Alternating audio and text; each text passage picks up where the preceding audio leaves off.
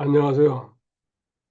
성령님에 관한 교리 공부 세 번째 시간이고, 지난 시간에 성령님의 사역에 대해서 공부했습니다.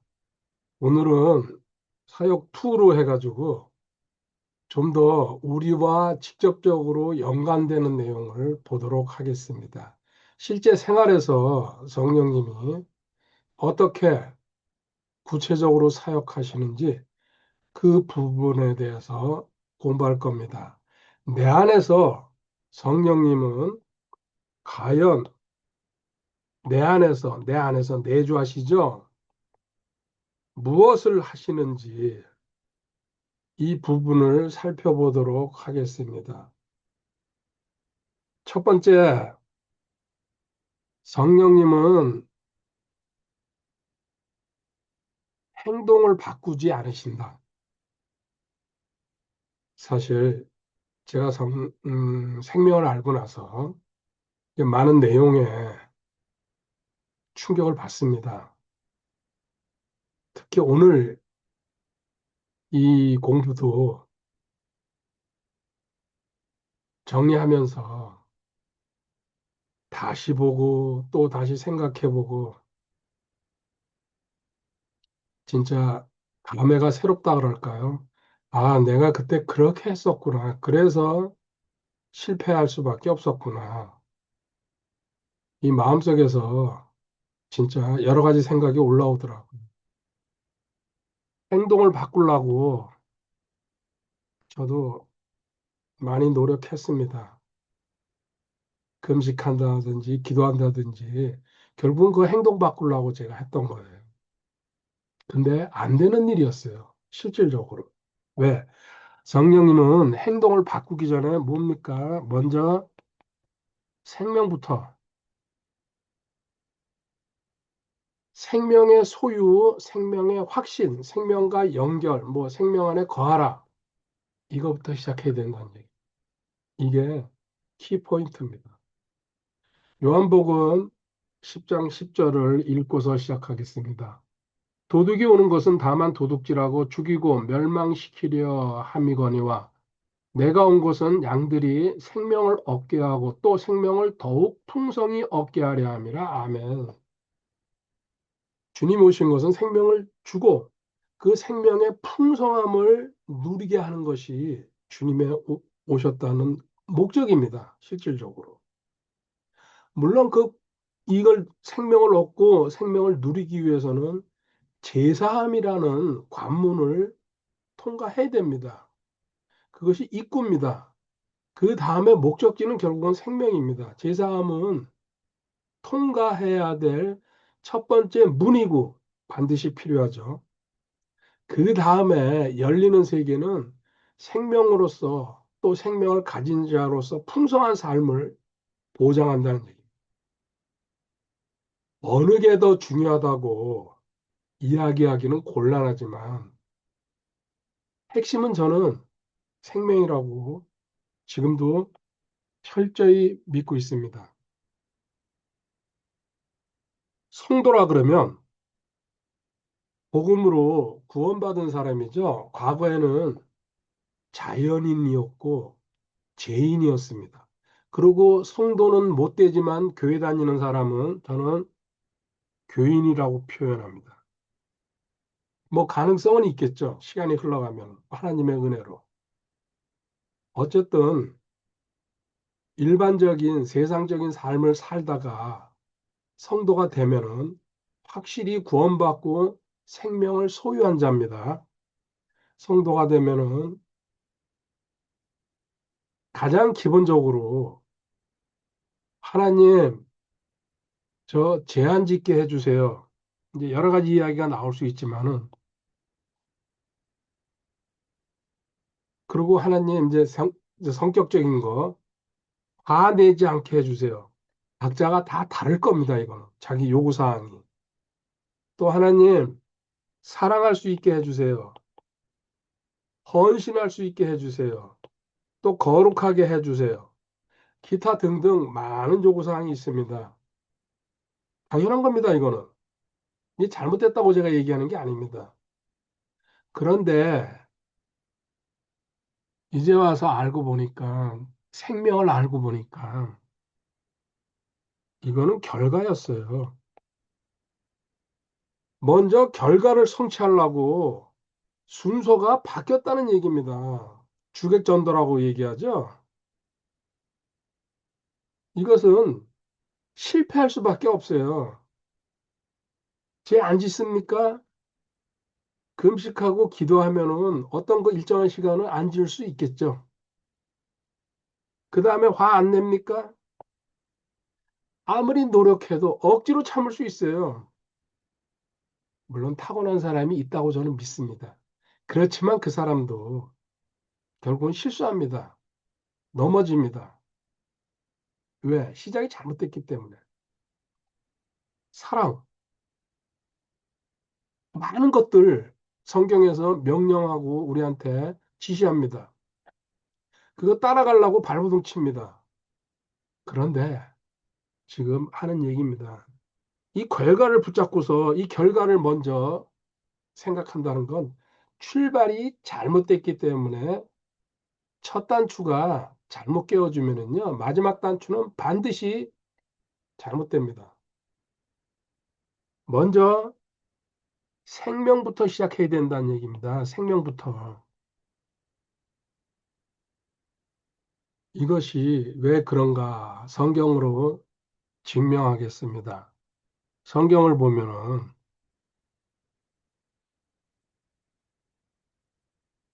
모든 세상의 만물은 씨가 있습니다. 아니면은 나무로 시작합니다. 창세기를 보면.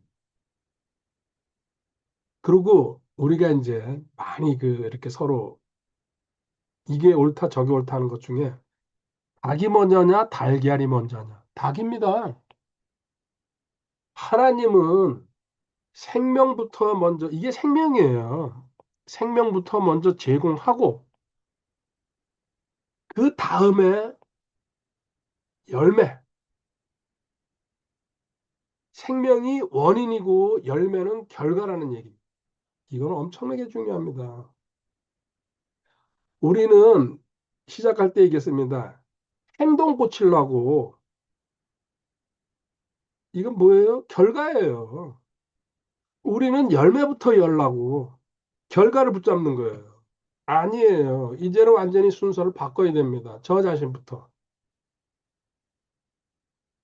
서글프기도 했지만 감동이에요. 이제서라도 바른 걸 알았으니까는 이제는 제가 고치는 것도 아닙니다. 믿으면은 자연스럽게 된다. 확신으로 들어왔습니다. 이렇게 하나님은 천지 창조 때부터 생명을 먼저 주시고 그 다음에 열매가 열리고 이 반복되는 이제 이 생활이죠. 마태복음 7장 17절 18절을 보겠습니다. 마태복음 7장 17절에 이와 같이 좋은 나무마다 좋은 열매를 맺고 변질된 나무는 나쁜 열매를 맺나니 아멘. 좋은 나무가 좋은 열매. 먼저 열매가 중요한 게 아니고 나무는 뿌리가 있어야 됩니다. 생명이 있어야 됩니다. 어떤 나무인지 어떤 생명을 갖고 있는지 그 결과에 따라서 열매가 달라진다. 썩은 열매가 될지 좋은 열매가 될지. 18절에 좋은 나무가 나쁜 열매를 맺지 못하고 또 변질된 나무가 좋은 열매를 맺지 못하느니라. 아멘. 주님이 직접 말씀하신 거예요. 생명이 먼저고 원인이 있어야지 결과가 나온다. 근데 우리는 결과를 붙들고 그것을 가져오려고 그럽니다. 자기 안에 시장이 뭔지는 모르고서 생명이 출발하는지 생명도 없이 출발하는지 자기 생각으로 출발하는지 이런 거 전부 다 무지하니까 관심도 없고 그러니까 행동부터 고치려고 열매부터 붙들려고 출발한다는 얘기입니다. 이거는 실패할 수밖에 없습니다. 자, 성경 예를 다시 또 한번 볼게요. 직접적인 예. 요한복음 15장 5절입니다. 요한복음 15장 5절에 나는 포도나무요 너희는 가지니라. 아멘. 사람이 내 안에 거하고 내가 그 안에 거하면 바로 그 사람은 많은 열매를 맺나니 나 없이는 너희가 아무것도 할 수 없느니라. 아멘, 아멘.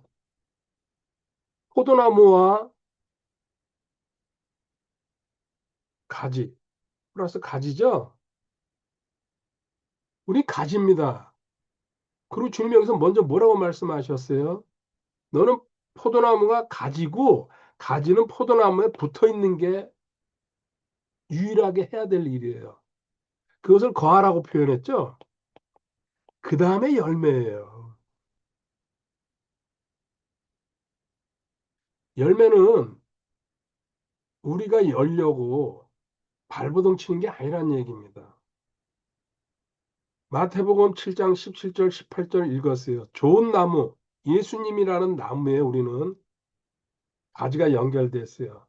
썩은 나무였고 돌 감람나무였고 아무 필요도 없는 죽은 나무였었는데 생명이신 주님과 연결됐을 때에 그때 너는 열매가 자연스럽게 열린다. 다시 말하면요. 너 행동 고치려고 애쓰지 말아라. 그거는 실패하는 길이다. 근데 주님 생명을 소유했다는 것을 그 생명과 연결돼 있다는 것을 믿을 때 너의 행동이 고쳐진다는 얘기예요. 그렇게 바꿔서 뒤집어서 얘기합니다. 얼마나 간단한 삶, 심플한 삶. 그래서 더 풍성한 삶이라고 요한복음 10장 10절에 생명을 소유했을 때 갈 수 있다는 얘기입니다. 내가 노력하는 삶이 아니라는 얘기입니다. 실질적으로 성경에 인물 베드로죠, 피터. 십자가 전에 결심하고 또 주님 앞에 충성하겠다고 또 사고도 물론 많이 쳤어요. 또 맹세도 합니다. 나는 결코 주님과 떨어지지 않고 주님 죽으면 또 같이 죽으러 가겠습니다. 세 번 부인하는 사건 가장 유명하죠? 저는 여기에 못지않은 게 그렇게 주님 3년 반을 따라다니다가 주님이 십자가로 가신 다음에 어떻게 했어요? 제자들 끌고 요한복음 보면 나오잖아요. 갈릴리 바다 다시 고기 잡으러 가잖아요.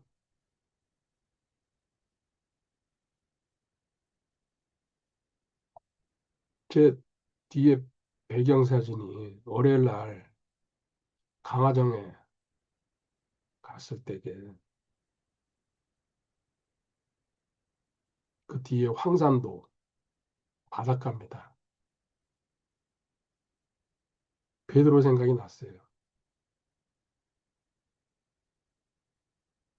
이것은 베드로의 의지나 성격 이런 거랑 관계 없습니다. 어떻게 변화됩니까? 오순절 때, 오순절 때 성령님이 오시고 성령님이 개입하십니다. 그 개입할 때에 베드로는 같은 사람이고 같은 성격 갖고 있었고 같은 입이에요. 말하는 거. 똑같아요. 그 사람. 변한 게 없어요. 겉으로. 그렇지만 달라졌죠. 어떻게 달라졌습니까? 담대해지고 기적을 일으키고 사도행전에 온갖 일을 합니다. 이것은 성령님이 베드로한테 개입해가지고 베드로 안에 있는 예수 그리스도 생명이시죠? 생명이 실제화되게 성령님이 이루신 거예요. 베드로가 뭘 한 게 없어요. 성령님이 내려오셔가지고 베드로를 장악했을 때에 베드로를 완전히 우리말로 뒤집어 버린 거죠. 베드로 노력한 거 성경에 안 나와요. 사도행전 그 2장 오순절 때부터 보면 바로 그날 설교 시작하잖아요. 뭐 훈련을 받았습니까? 어떤 지시를 받았습니까? 베드로 안에 있는 생명이 직접적으로 활동을 시작하셨다는 얘기입니다. 이겁니다, 핵심은.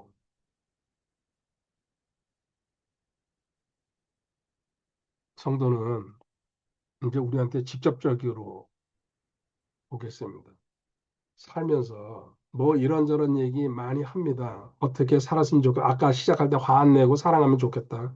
저는 9개 열매죠. 성령의 열매. 실질적으로 하나지만 이제는 어떻게 적용해야 됩니까? 성령의 9개 열매는 결과의 결과.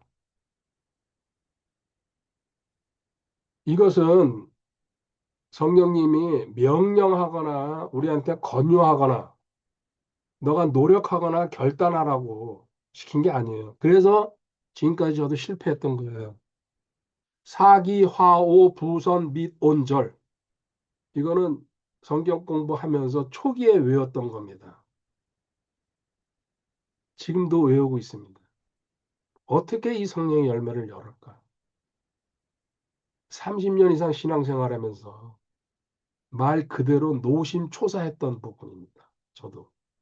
근데 이제서야 확실한 성경적인 답을 찾았습니다. 결과였구나. 내가 여는 게 아니었구나. 성령님이 열어주시는구나. 내가 아무리 결단하고 내가 아무리 노력해봤자 이건 안 되는 일이었구나. 왜 그래요? 시작을 지금처럼 생명으로 시작해야 된다는 얘기입니다. 생명을 나는 소유했다. 그리고 주님이 풍성한 삶 약속하셨어요. 풍성한 열매. 이렇게 믿을 때에 자연스럽게 열매는 열린다는 얘기입니다. 저는 이제 이 길을 택했습니다. 내가 애쓰고 노력하는 게 아니다. 하나님의 때가 되면은 자연스럽게 열매는 열린다. 왜?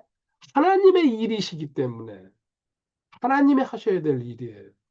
인간이 하는 것은 아무리 자기가 어쩌고 저쩌고 떠들어도 결국은 그것은 육신의 열매입니다. 자기 열매예요. 썩은 열매, 사망의 열매. 아직도 이 사실을 부정한다 그러면요. 그분은 생명이 뭔지 모른다는 얘기입니다. 생명이 하실 일이에요, 생명이. 우리는 연결되고 거하기만 하면 되는 겁니다. 꽃이 향기를 내기 위해서 무슨 노력을 한다고 얘기 들어본 적 있습니까? 꽃이 막 발버둥 치고 향기를 내기 위해서 자연스럽게 꽃이 피면은 향기가 나옵니다. 고린도후서 2장 14절 봐볼까요? 항상 우리를 그리스도 안에서 승리하게 하시고 우리를 통해 모든 곳에서 그분을 아는 냄새를 풍기게 하시는 하나님께 이제 감사하노라. 아멘. 사실 이 구절도 저한텐 신앙생활하면서 숙제였어요. 항상 따라다니는. 먼저 항상 우리를 그리스도 안에서 승리하게 하시고 말씀은 믿었어요. 근데 원리는 몰랐어요. 승리하는 거는 당연하지. 그런데 어떻게 승리해? 생명 붙잡았을 때. 항상이라는 말이 저는 우리를 통해 모든 곳에서 그분의 냄새를 풍기게 하신다. 또 냄새 풍기, 이 향기예요, 향기. 그리스도의 향기. 제가 어디 가든지 어디를 움직이든지 그리스도의 향기가 빛과 소금의 역할을 한다는 얘기입니다. 이해는 가고 말씀 믿었지만은 이 작동 원리는 제가 몰랐다는 얘기입니다. 궁금했어요. 온갖 방법으로 다 설명하고 조석책을 찾아봤지만은 답은 뭡니까? 생명을 소유했을 때에 향기는 저절로 나오는 겁니다. 난 향기가 백리 천리를 가듯이 저는 지금 그 삶을 믿고 기대하고 기다리고 있습니다. 제가 할 수 없다는 얘기 지금 하고 있는 거예요. 그것도 하나님한테 다 핑계대고 난 아무것도 안 한다 그 뜻이 아닙니다. 저는 믿는 겁니다. 거하는 겁니다. 연결돼 있다는 거. 제가 해야 될 일입니다. 그것이.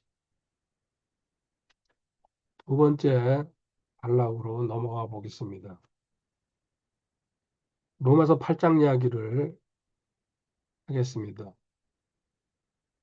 로마서 8장은 그리스도인의 대헌장, 승리의 뭐 대헌장, 여러 가지 이야기가 나왔습니다. 성령님의 장, 뭐 해가지고 주석책에 많은 제목이 붙어 있어요.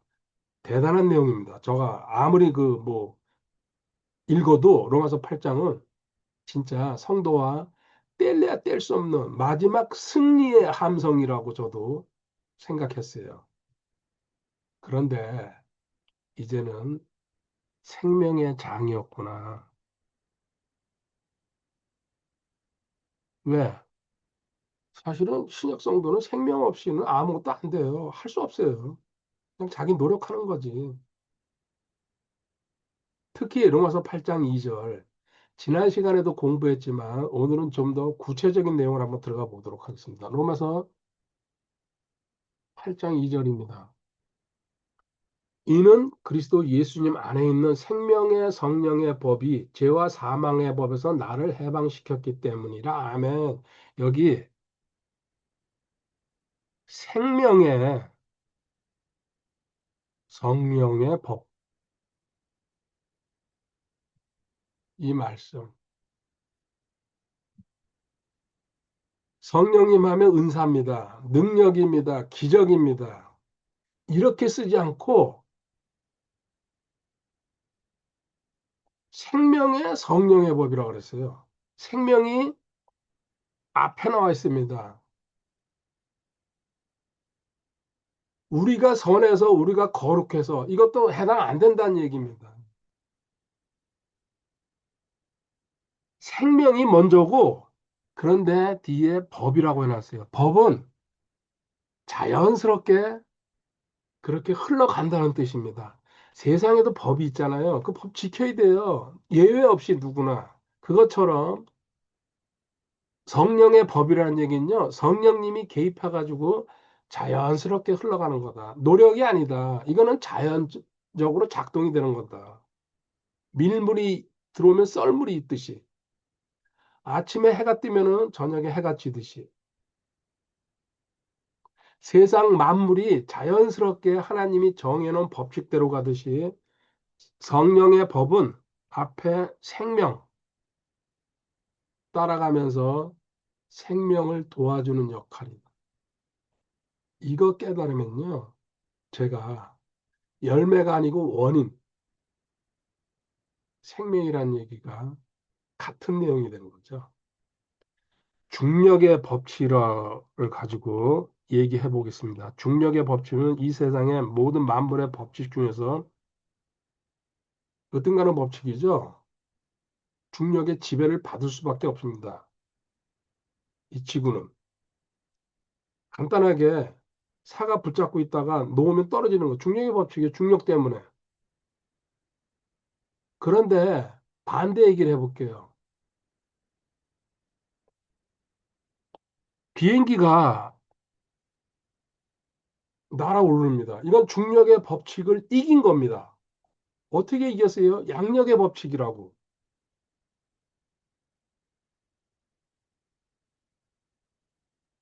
중력의 법칙을 240km 이상으로 달리면은 뜨게 돼 있습니다.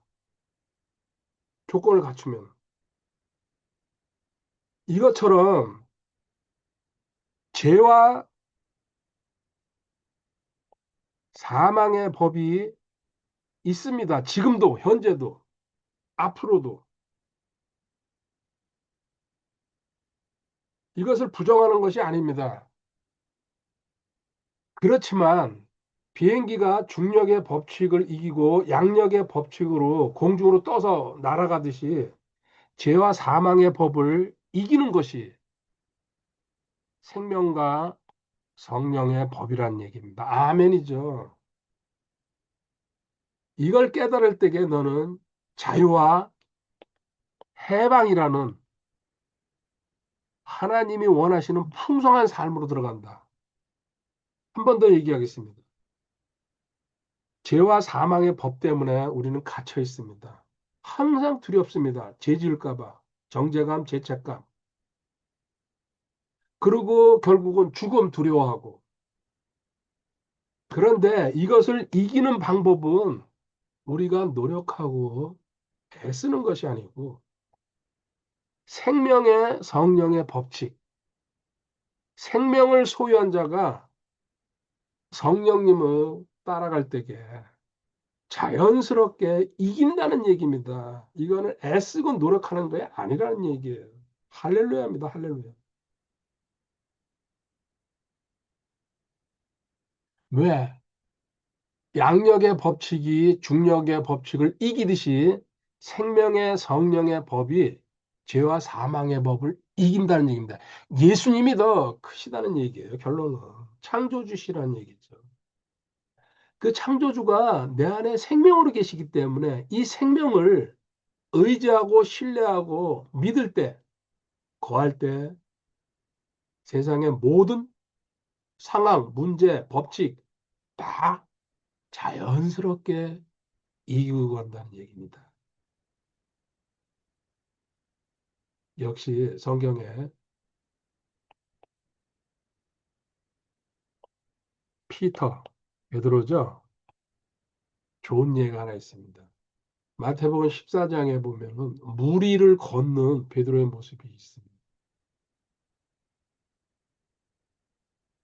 베드로가 무리를 걸을 때 사람은 무리를 걸을 수가 없습니다. 빠지게 돼 있어요. 당연히 중력의 법칙 때문에.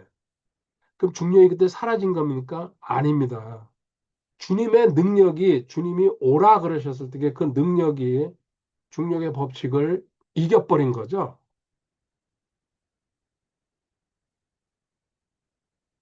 이것이 생명을 소유한 자가 모든 일에서 누릴 수 있는 복이라는 얘기입니다. 거듭 얘기합니다. 죄를 물리치려고 사망을 물리치려고 발버둥 쳐봤자 실패하게 돼 있어요.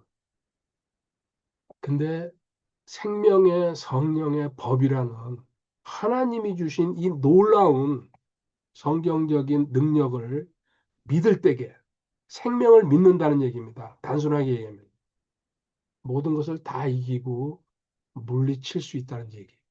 할렐루야. 교인은 교회 다니는 종교인들이죠. 그리고 세상 사람들 비슷합니다. 단지 교회를 가냐 안 가냐 이 차이죠. 이 사람들은 죄와 세상을 따라갑니다. 죽은 고기는 아무것도 못하고 물길 따라서 그냥 흘러내려가요. 그런 상태예요. 다 죽었잖아요, 이 사람. 그런데 성도는 살아났죠. 영이 살았죠. 그러면은 세상과 죄를 거슬러 올라갈 수가 있습니다. 거슬러 간다 그러죠. 이거는 연어를 보면 알 수 있습니다. 산란하기 위해서 그 험난한 길을 거슬러 올라가잖아요. 몸에 상처가 나면서도. 또 곰한테 잡혀 먹기도 하고. 왜? 우리는 생명을 소유했기 때문에 이게 가능합니다. 근데 자기 자신이 생명을 소유했다는 것을 잊고 살면은 세상을 따라가는 거예요. 성도라 그래도. 생명을 확신하지 못하면은 세상과 동화되게 돼 있어요. 적당히 타협하면서 갑니다. 생명을 확신했을 때에 하나님이 저를 인도하기 때문에 세상을 거슬러 갈 수 있습니다. 그래서 결국은 신앙생활, 믿음이라는 것은 내가 더 노력하고 더 애쓰는 것이 아니고 주님 생명 안에 거함이 핵심입니다. 빌립보서 1장 21절에 내게 내게는 사는 것이 그리스도시요 죽는 것이 이득이니라. 아멘. 생명이 나타나야 되고 나는 죽어야 된다는 얘기입니다. 죽어야지 생명이 나옵니다. 그렇지 않으면 안 나오십니다. 죽은 것만큼 나오시죠.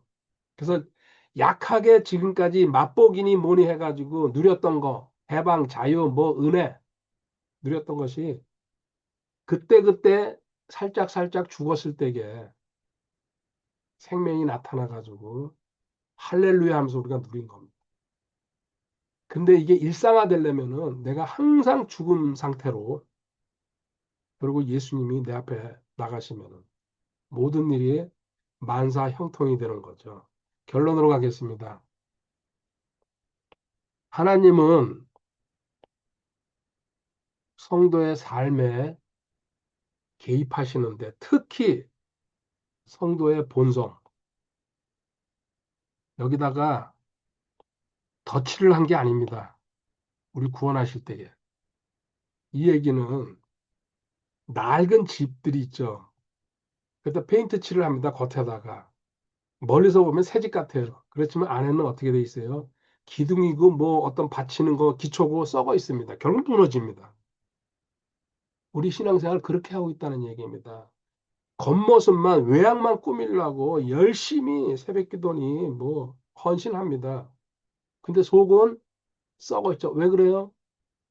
생명이 받쳐줘야 되는데 생명은 나 몰라라. 사실은 모르니까. 그러니까 자기가 하려고 덧칠하는 거예요. 덧칠 계속. 칠한 데다 또 칠하고 실패하고 또 다시 결단하고 또 칠하고. 근데 하나님은 먼저 내 안에다가 생명을 넣으셨어요. 생명. 에스겔서 36장 27절 가보겠습니다.